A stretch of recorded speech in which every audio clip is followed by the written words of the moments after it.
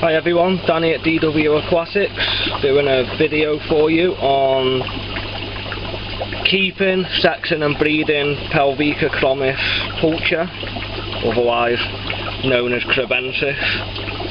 These are standard Kribensis, which is a Pulcher.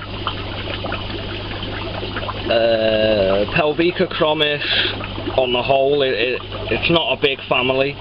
There's around 10 species of fish within the family, so it's not a massive family.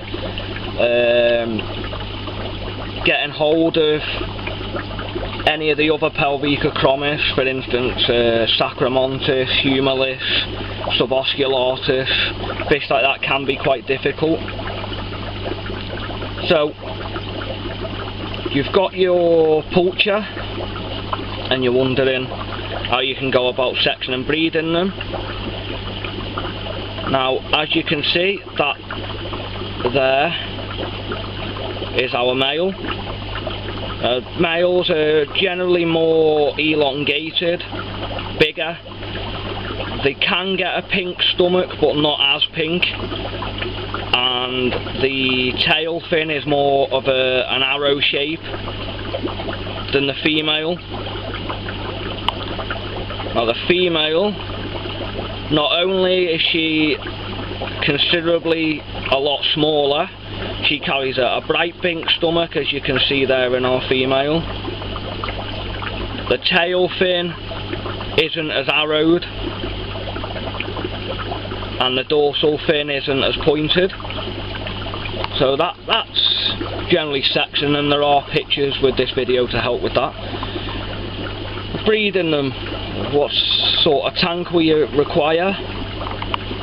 Now, I always suggest at least a 24x12x12 as a bare minimum for breeding them.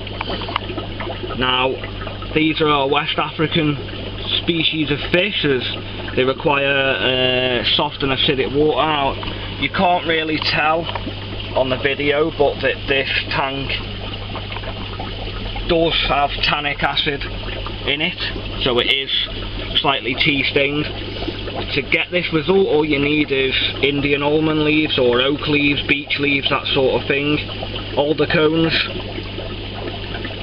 a soft sandy substrate, so we just use a thin layer of clay sand, a bit of bogwood. You could use terracotta pots, you could use broken terracotta pots.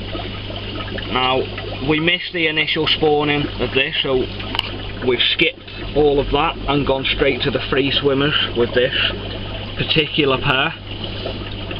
The female chose this broken piece of pot to lay the eggs under, which we'll put onto the ceiling of the cave, to which, after the male fertilised the eggs, he was no longer of use, so he was forced out and he spent most of his time hiding behind the pot. You can remove the male if that's what you prefer, but we always try and get our cichlid pairs to raise the young themselves, just as a personal preference. Brood size can be anything from 50 up to around 400, so they can give out quite big broods. Thankfully our brood is around 80, so it's not too big. Water parameters, generally unfussy if it's a captivity bred pair that you've got. So you could have your pH between 6.5 and 7.5. Ours is currently at 7. Obviously your nitrite and ammonia needs to be at 0. Nitrate, I wouldn't be alarmed if it was anything up to 10. Ours is 10. It comes out the mains at 10, unfortunately. Hardness, ours is currently sat at 198 parts per million, which, when you put that measurement across to a conductivity chart, our water's neither hard or soft, so it's bang in the middle, which is decent. Raising the fry, very easy. straight from free swimming, they're big enough to take foods like microworm and artemia.